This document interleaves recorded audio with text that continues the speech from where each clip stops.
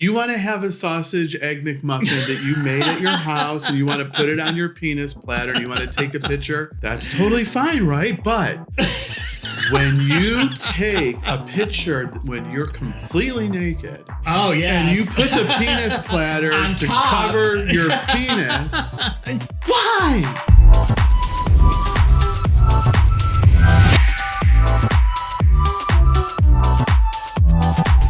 The views and opinions expressed by our guests are their own and do not reflect the views, positions, or endorsements of the Skittle Squad Podcast or its hosts. Welcome to the Skittle Squad Podcast. My name is David Smith, and I'm here with my fantastic co-host. I'm Paul Piper. Hey, Paul, how are you? Hey, I'm good. How are you? Good. So I was thinking as I was scrolling, because not that I'm ever on social media, but, right. You know, when I am on social media, are there things that you kind of see people do on social media that drive you completely crazy? And I'll give you like an example. Yeah, give me an example. Yeah. So, you know those people that like vague book? Oh, the vague booking. Yeah. Like they'll put a post like, send prayers, please. And I'm like, well, the what? vague booking is like, usually like, please respect my privacy at this time. Prayers needed. No questions, please. Then don't put it on social media. I'm like, because now I want to know, yes. You know, what's going on? What's going on? You know, it's like, it drives me crazy. Vague booking has been around forever now. I know. Yeah. I never vague book on purpose. Like there's been a couple of times I posted something where I was like, oh, and I have to reword it or whatever. But, and then you always have the people that all they post are thirst traps. True. You like have the shirtless pics. Yeah. They don't post anything about their lives. They don't post anything about, oh, I'm at this event or I'm going here or, you know, or this is going on. It's just thirst traps all the time. And I'm like, you're so into yourself. Like, I completely agree with you. And I'll tell you, we have a mutual friend and he has a penis platter. I was like, wait a minute, who's he going to be? I'm always just mystified when he posts pictures of his breakfast on this platter. So, okay, you want to have a sausage egg McMuffin that you made at your house and you want to put it on your penis platter and you want to take a picture. I'm here for it. That's totally fine, right? But when you take a picture when you're completely naked, oh yeah, and you put the penis platter to cover your penis, why? Why are you doing that? Why? That's too much. Yeah, you're just screaming for attention at that point, you know. So anonymous person. Oh my goodness. You're so going to be in trouble now.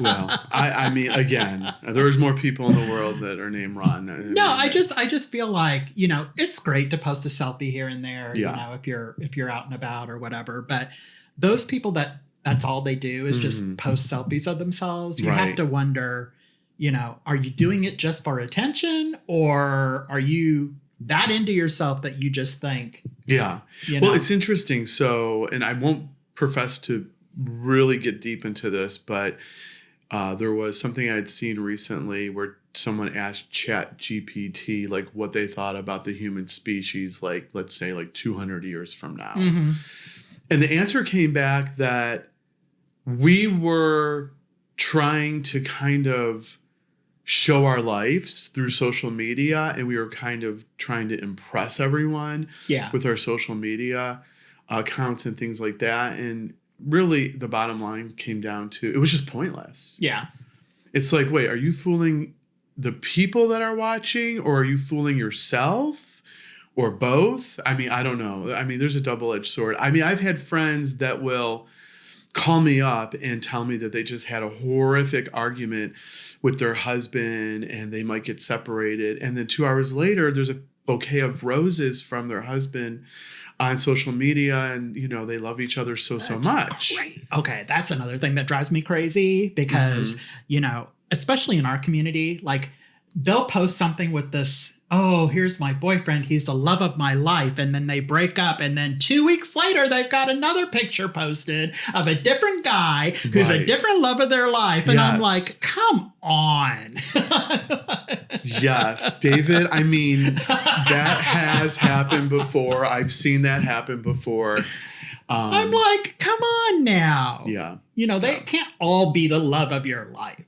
Well, I mean, we started the show in March of last year. Yes. 2025. Yes. And prior to that, I really was primarily off social media. Mm-hmm.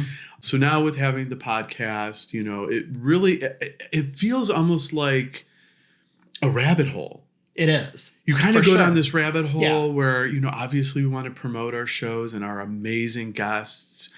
Definitely our amazing guest today is Jill Abby. She'll be coming on soon. She wrote, is the author of Perfectly Queer. Mm-hmm. So definitely stay tuned for her. We'll talk with her in just a couple minutes. But we have these amazing guests on. We want to promote them. Yeah. But then it's like, you and I might go to an event for maybe like Winter Pride or, you know, and then all of a sudden you're just posting and all of a sudden you're just like, you're in the rabbit hole. Right. And it's like, how do you get out of it?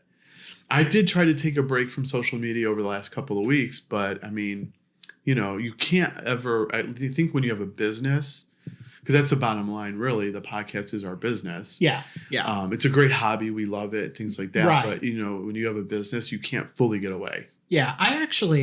I don't remember. It was like a couple of years ago. I actually took a 30-day break. Oh, that's from cool. social media. Okay. And it was the best thing ever. Okay. Like I didn't have to worry about what was going on. Okay. Or anything like that. But I feel like with the show, you're absolutely right. I mean, we have to be on social media because that's how we promote the show. Yeah, people will reach out through social media. Right. And they message us and so on and so forth. So I see it that way, but I guess there needs to be like some rules of the road for social media. Well, what would be one of your rules? Well, first of all, don't beg book. I hate that. Beg booking. Yeah, okay. I hate that. There should be a limit on the number of thirst traps you can post. I do agree. Yeah. Like thirst trap limit. Like you should get. This is against our community standards because you posted 30 thirst traps in 1 month. That kind of thing. Right. Because they have cutoffs on other things. Like if you ever, on your birthday, when you get all the birthday greetings and you try to respond, there's a limit to how many people you can respond back to. Oh, interesting. And it'll cut you off. It'll say you've exceeded the number of times you can respond to. And you have experienced And I have experienced that. And then you can't respond to anybody for the entire day. You gotta wait until the next day before you can respond back. So you're literally responding so much, it's almost like you're a bot. When it's my birthday and I get birthday greetings, I try to respond to everyone. Yeah. With a thank you or, I appreciate it, so on and so forth. Because I think it's rude not to. Well, you're super famous. So it's going to happen. We've established I'm the Oprah, so yes. Right. So how many people do you think wish you a happy birthday? Oh my God. Last year it had to have been like a good 1,500. Oh my goodness. Yeah, it was a lot. It was a lot of people. T Swift, watch out. Oh my gosh. Okay. Wow. Okay. Jeez. Yeah, it was a lot. Okay. You're going to need to hire somebody next year. I know. We need to hire an assistant for the show. Oh, for sure. Yeah. Yeah, for sure. Yeah, absolutely. I want to hire Noelle, but I'm not sure she's available as an assistant. We'll have to check with her. Noelle is you, Noelle. Yeah. She was an absolute amazing help for us at the You'll Be Gagged event. Absolutely. Yeah. So I'm really excited. These episodes will come out after your reveal for the You'll Be Gagged event. I know. But oh my gosh. I know. Yeah, I cannot wait for that episode to come out. It is going to. And next time you're doing the drag. Break the internet. Yeah. Next time next time you're going to be in drag. No. Yes. You can't do it. Yes, you can. If I can do it, you can do it. Oh my goodness. So, yeah. We'll see. I don't know. We'll see. I feel like your wheels are turning all the time. Like, what can we put Paul through in these episodes that we're going through? Like, I feel really, that's not true. I mean, because we are going to be filming some remotes. We've got some exciting things coming up. I don't want to say anything additional in case, that doesn't go through or whatnot. But we do have some exciting things coming up that I can't wait for you to get tormented. I mean, to experience.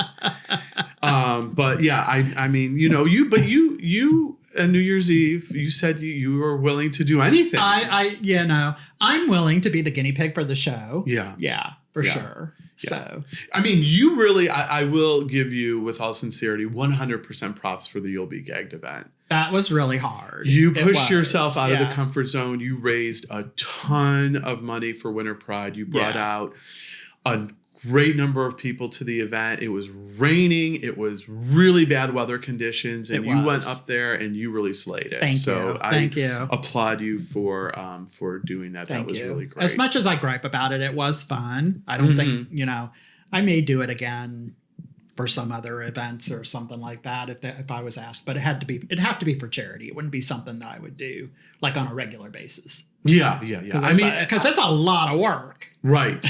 I mean, you had a wig. You got your makeup done. Yes. You had padding. Yes. You had to buy a dress. Yes. You had to buy heels. Yes. And I'm sure there was other things you had to buy. And I had an ace bandage wrapped around me like a boa constrictor around the middle. So that's why you were so cranky when I tried to interview? Because I couldn't breathe. Oh my gosh. Air. It's overrated. They're like, let's wrap this around you. Yeah. So it was really tight, huh? It was. Oh, wow. Yes. Well, Raquel Blue dressed you. Yes. And so I feel like with the dress that you were wearing, did you really need to be that compacted? I don't know. It was something that she brought along. So apparently maybe it's something she does. And so she was like, okay, well, Paul, you need to do this. But, maybe she just wanted to torture you a little bit. Maybe. That's a definite possibility. So, because we are friends. So, yes. So maybe she wanted to. Oh, she did a great job. Give me the full view of what it's really like to be a drag queen. You got it. Although you didn't tuck. So you didn't get the full experience. Well, I didn't have to tuck because of what I was wearing. True. And I wasn't flashing my naughty bits like Josh was. So, yes, he did. Yeah. So I did not have to. I was a lady. Yeah, you were. You were the lady. I was a lady. You were the lady of the day. I was not flashing private parts or anything like that. Well, we rolled out a reel with Josh earlier today for the You'll Be Gagged event. And I was like, oh, wow. Okay. He's like lifting his dress up. He did a little flash there at the end, which I was like, oh, my gosh. But no wonder he won. Hey. All I can say is we had Vernon Vaden on, and he, I think, had 30,000 views on one of his reels. And let's just say people really wanted to tune in to see everything. Yeah. So I'll leave it out there, and I'll just say that, leaving everything out there. Yeah. It's good to have some eye candy on the show every once in a while. Oh, he's such a cutie. Yeah. Such a cutie patootie. Yeah, for sure. Well, why don't we take a quick break? Okay. And we'll go ahead and stay tuned for Jillian Abby, author of Perfectly Queer. We'll be back in just a second. Yay! Like, follow, and subscribe to the Skittle Squad Podcast on YouTube, Spotify, and all social media platforms. Welcome back. Today's guest is a Hay House published author, award-winning storyteller, and living proof that it's never too late to come home to yourself. Her memoir, Perfectly Queer, chronicles a powerful late-in-life coming out journey filled with honesty, humor, and hard-earned self-love. Please welcome writer, coach, and Tampa Bay local Jillian Abby. Welcome to the show. Jill. Thanks so much for having me. I am so absolutely excited to chat with you today. Too. Likewise. Oh, thank you. Yeah, to maybe talk a little bit about, there's so much we can chat about. Maybe talk a little bit about the book and kind of the process behind the scenes that made this final result. Sure. So I've always wanted to be an author ever since I was 10 years old. And they're like, what do you want to be when you grow up? And I'm like, I want to be a writer. Oh, that's so cool. And some well-intentioned adult said to me, that's not a real job. Oh, and so interesting. I know they're like, you can't earn a living that way. So I was like, okay, I'll just take my little dream and put it in my heart pocket. Yeah, that's horrible. And I was like, okay, I need a real job. I need something that will make my parents proud. And so I became an accountant, a CPA, an auditor, specifically of all things. Oh, interesting. Okay. And very quickly realized in the job that this was not aligned necessarily with what I wanted out of life. Right. It was a good job. Like I appreciated the prestige with it and got to meet cool people and do cool things. But it just, when I looked 5, 10, 20 years down the road, I knew immediately it was something I could not see myself doing. Okay. And so then I had what I call kind of my Goldilocks era, where I was like, well, what should I be doing? What fits right? Yeah. So I became a licensed massage therapist. Okay. And then I had babies and I was like, I'll be a homeschooling stay-at-home mom. Oh, okay. And then I'm like, I'll open a craft beer bar. I'll become a black belt martial artist. Oh my goodness. Wow. Okay. I literally did all the things except trapeze lady because I don't think I have the hips for it anymore. So anyways, at 38 years old is when I came out. Okay. And it kind of felt like everything I knew in life was crumbling around me. Mm-hmm. Like it wasn't just my marriage. It was my ability to homeschool my kids. Okay. It was the business we had. Even my relationships with family and friends. Everything was kind of changing. And the beautiful thing about those moments where it feels like everything is falling apart is it's almost like you can't go any lower. Sometimes it feels like. Right. And so that's when I went back to that 10-year-old dream. And I was like, well, if I'm going to fail now, I mean, why not? Why not give it a go? Wow. Yeah. And so I decided I wanted to get into writing, and I took any and every writing job I could find. My website was Jill Writes Words. Oh my God. So it was like, if you need a word, I will write the word for you. So whether it was like yard signs or van slogans, labels on kombucha bottles, whatever. Oh, wow. That eventually evolved into being a ghostwriter for C-level executives at Fortune 500 companies. Oh, wow. I know. I didn't even know that was a thing. That's really cool. I didn't know it was either. Uh-huh. Okay. And that's the thing is, like, I don't have a degree in writing. I love your Schoolhouse Rock shirt because that's about the extent of my grammar knowledge. Like I throw out commas like Oprah gives out cars. And that's okay because it's really about storytelling. And so my path through all these different ways of living and meeting different people, I've realized has allowed me to tell some really impactful stories that the reader needs to hear. I'm very reader focused when I write so that they feel seen, whether I'm writing about, AI for sourcing or I'm writing about Buddhism or whatever, the reader can always find themselves in the story. Mm-hmm. Yeah. And speaking about the AI and the Buddhism, you're a ghostwriter. I am a ghostwriter. So that's got to be really cool. Yeah. So this is the newest evolution of Jill. And I've been ghostwriting for about 2 years now. And I love it because there's so many people. I've never met a person who doesn't have something interesting about them where I was like, oh, people need to know that. Or there's something really interesting to learn there. But there's a lot of people who have dreams of getting their stories out in the world. Mm-hmm. I'm sure you meet them on your podcast as well. Yeah. But there can be barriers and blocks too. Mm-hmm. And so originally I think people had the concept that a ghostwriter is for somebody who doesn't know how to tell their story or can't tell their story. And oftentimes the people I work with are really talented communicators. Okay. But there is whatever sort of block that they have. So it's like part coach, part writer. I get to learn really cool things, meet super cool people. And then, I think 4 or 5 books that were published last year that I wrote. And that's just amazing to see. That sounds so intriguing to me. Yeah. Oh my goodness. Because you're becoming a subject matter expert in whatever the book is about.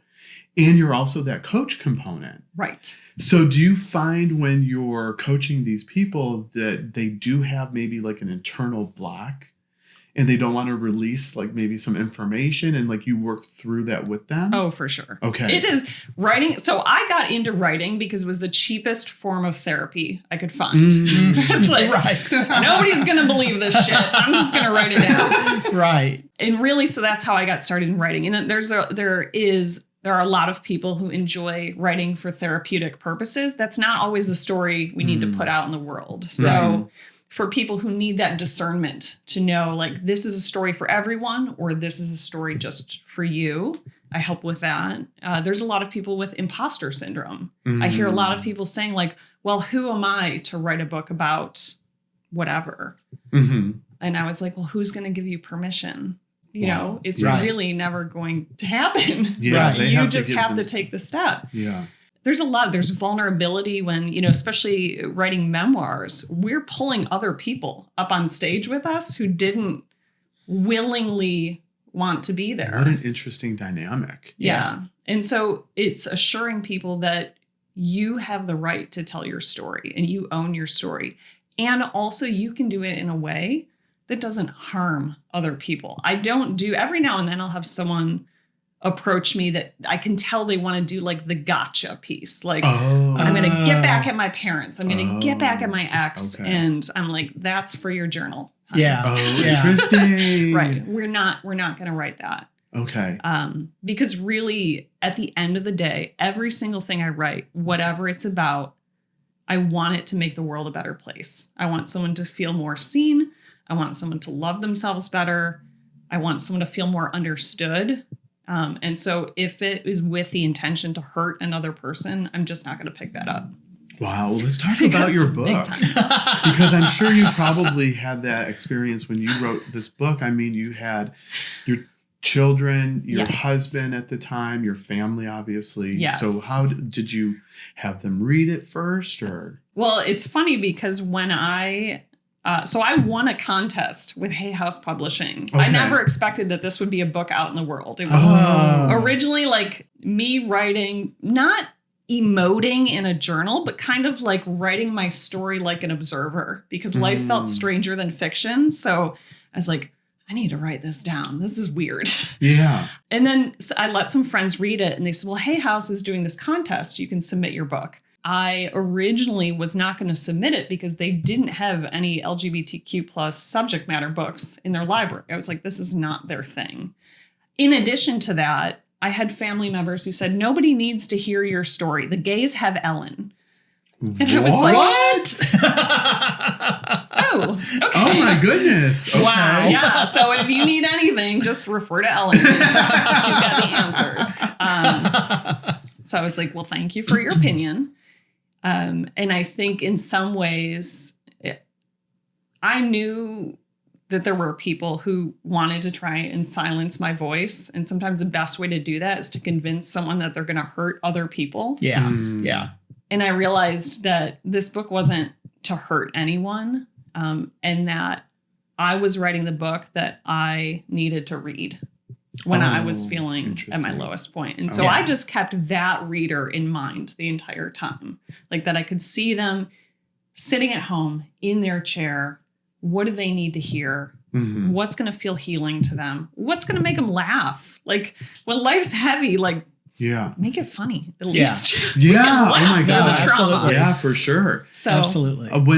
So I'm guessing in the book, you go into more detail about that lowest point. Yes. Can you summarize really quick what happened? Like, why was that the lowest point for you at that point?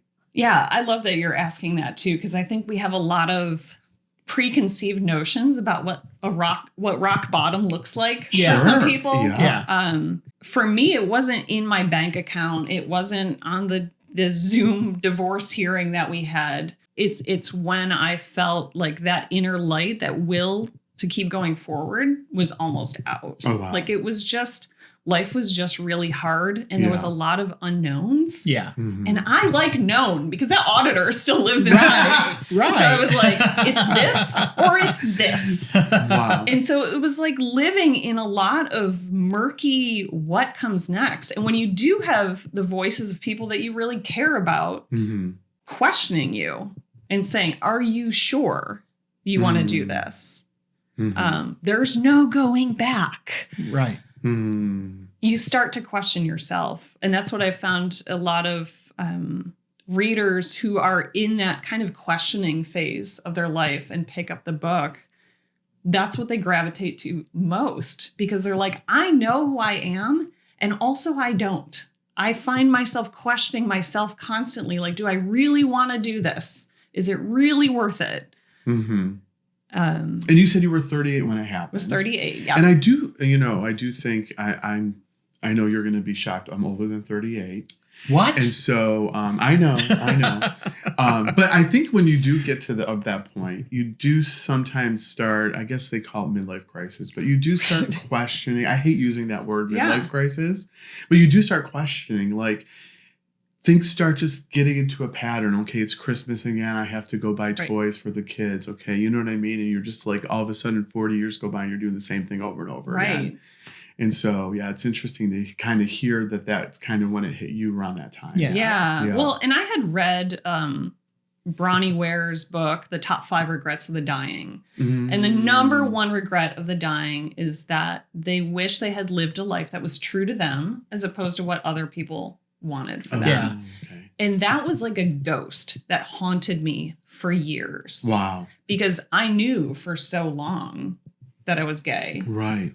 And also I was like, but life is good. This life, like, what should I be complaining about? Everything is good. Why would you throw away good? Right. And so it was really this constant push and pull of like, what are you willing to risk? What are you willing to give up? And I think regardless of the age that you come out, like, there's always that, you know, whether you're a kid and what is this going to mean for my family? What is this going to mean for my friends? Or you're a grown adult and it's, what does this mean for my income? What does this mean for my children or whatever? Mm-hmm. Coming out is not something to take lightly. And I feel kind of dumb saying that because, like, we all know that it's not. But I think there's a lot of people who still don't. Right. And that was a big motivation for writing the book, is that this was not just a midlife crisis like, well, I could get the Corvette or I could be a lesbian. And I hate wearing high heels, so I'll go lesbian. So I wanted, you know, part of the book, it was for myself, it was for the reader who needed it, but it was for people who had to understand that this was not the simple story that they have in their heads of what it means to be an LGBTQ plus person in this world. Yeah. And what I like about coming out stories is that everyone's is different. Yeah. There are some commonalities that run through everyone's journey. Yeah. But they're all different in their own way. I'm like you. I came out late in life. David, I think, you know, came out way earlier than what I did. Yeah. So, and I think it's, and one of the things that I also think is true is that, you know, I think we're constantly evolving. Like, I don't think it is one of those things where you get to a point where you're like, okay, this is who I am. Like, I think it changes as you go. For sure. Your journey changes as it goes. So, though, I mean, if I end up getting 1,500 people wishing me happy birthday on social media, I'm gonna be like, done, I did it. I have a new goal. Thanks to you. So. Goals. Yes. That is so funny. I want the internet to think I'm a bot. I'm so popular. But yeah, there's so much more to it. And it really, I mean, isn't that the point of every story though? Like, we read other things to understand what lives are like that are not like our own. And at the same time, that has been one of the biggest barriers I've found with promoting this book as well. So. Yeah. And I think one of the things that we have in common is I too, when I started college, started writing. And the very first essay I wrote was about a disastrous prom date that I had. And my professor at the time said, you need to be a writer. And I was like, no, what am I going to do with that? Like, what am I going to do writing? Like, am I going to teach? Am I going to, you know, there's no career path for it. Right. So I kind of had a similar situation, but I admire you because you actually did it.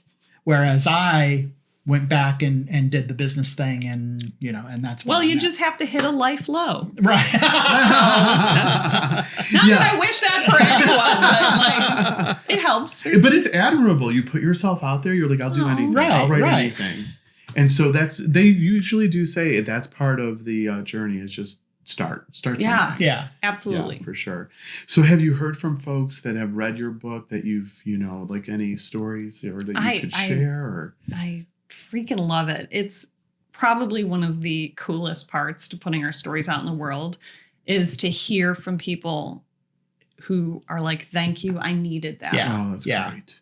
And I still get goosebumps now because we don't always realize how much sharing, especially things that are really vulnerable to us. We're like, oh, should I say this? Does it matter? Yeah. That there are some people who feel so lost or alone. And that one story that you share can be that lifeline or that thread to them where all of a sudden it's like, okay, I'm not the only alien on this planet. Like, Right. Thank you. Yeah. But I think one of my favorite stories was actually a dad. His book club picked this. So he was like, fine, I'll read this book. Wow. I love when people are forced to read my book. And he shared afterwards that his son had come out as gay many years prior. And that after reading the book, he's like, I thought I did okay at the time, but I really handled it wrong. Oh. And he finished the book and he called his son and he said, I know we can't go back and do a redo on that, but I would like to have the conversation again. Wow. And they had a really healing conversation and the son got to share more of his experience and the dad got to share how it felt for him. And then it really came down to fear so much of it.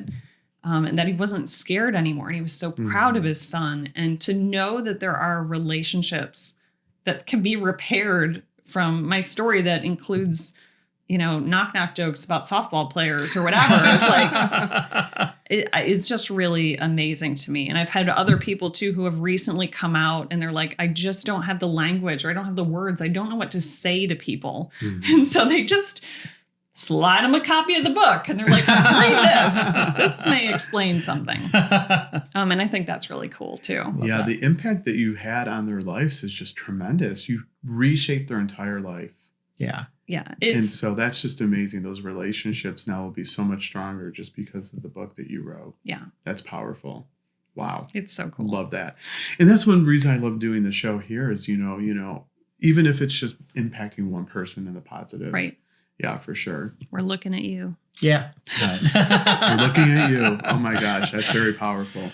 So anyway, yeah, is there anything else you would want to share about the book as far as I know we want everyone to read Perfectly Queer. It's on Amazon, right? It is. Okay. Amazon, you can go request it from your local independent bookstore. There is an ebook and an audiobook because I recognize that not everyone wants to walk around with a rainbow colored book that says queer across the front. So if you can tolerate the sound of my voice, I did narrate the audiobook. That's cool. Yeah, it is super cool. Yeah. And the people who've done the audiobook, they love it because they're like, I feel like I'm just sitting on a couch having coffee with you. And it's very conversational and yeah. So, anyway. Oh, right. You had a question. So yes, about the book, available from any major retailers or small retailers, but also if the story isn't necessarily for people, but they want to support our community, I always, putting this in a free little library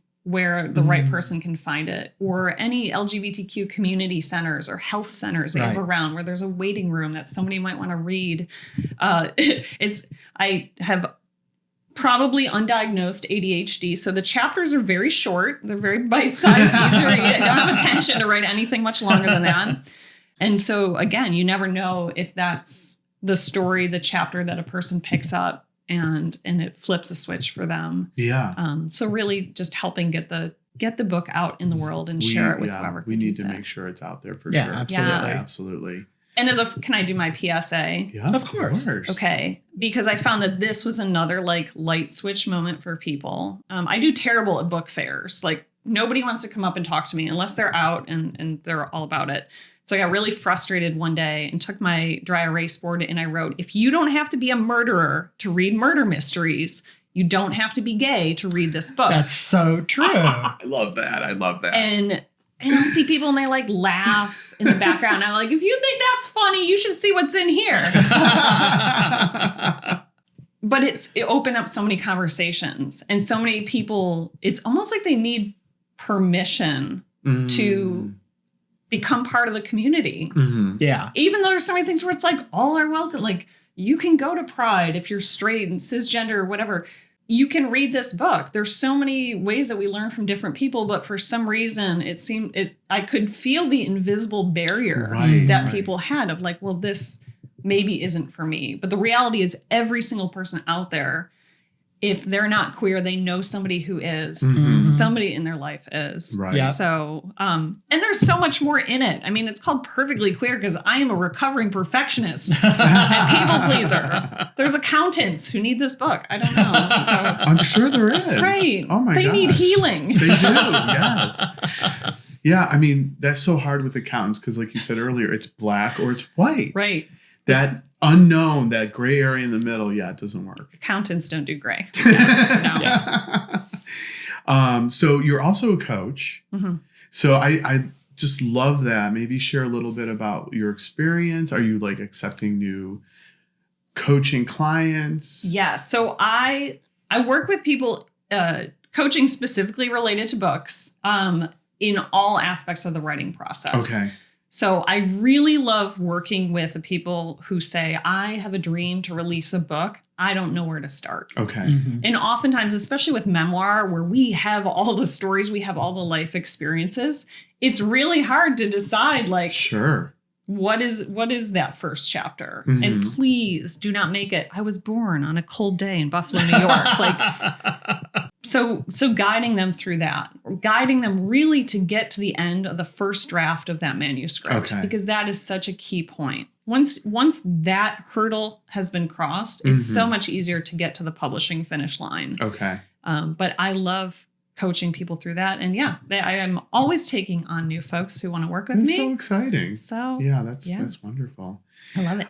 Paul, did you have any other questions for Jill? I don't think so. No. Okay. So we covered basically where you're going to get your book. Yeah. Yeah. That's amazing. If you maybe had, this is such a powerful subject that we're talking about, and it was in such a limited amount of time. If you had maybe like one message for the audience today, maybe like a big takeaway, what would that be? So my coach actually said to me a while back, what if it is our moral imperative to spread more love in the world? And at first I was like, well, you don't tell me what to do. And I was like, wait, I pay you to tell me what to do. Yes. But I loved the message after I sat with it. Cause I'm like, well, Matt, I heard you talking about social media and how social media can feel so toxic sometimes. Yeah. It's like, can you imagine what our social media feeds would feel like if everyone was like, well, okay, I can share the pictures of the platter and et cetera. But also I'm going to put a message of love out there in some way. And again, with sharing our stories through podcasts, through books, or whatever medium, I think rooting it in love and integrity with who we are as people is so important. Wow. That's powerful. And so as much as I love sarcasm and I love cheesy humor and all that, I really have kind of taken it on as a personal mission to make sure that there's love in my message every single day. Because if the Duolingo owl can remind me that I have to do Portuguese every day, Right. like I can remember to That's put out a true. love note as well. So I love that. I'm going to take that to heart for the rest of my life. I know it sounds dramatic, but it's true. So thank you for that message. That was really great. All right. So it was great chatting with you today. Paul, how would folks be able to reach the Skittle Squad? So if you'd like to be a guest on the Skittle Squad podcast, or you'd like to be a sponsor of the show, you can reach us at contact@theskittlesquad.com. Jill, thank you so much for being on Thank today. you. Thank everyone for watching. We really appreciate it. Please subscribe to our YouTube channel. Follow us on our socials. We're here because you're watching. Share with your family and friends. It makes a big difference. We'll see you next time. Bye.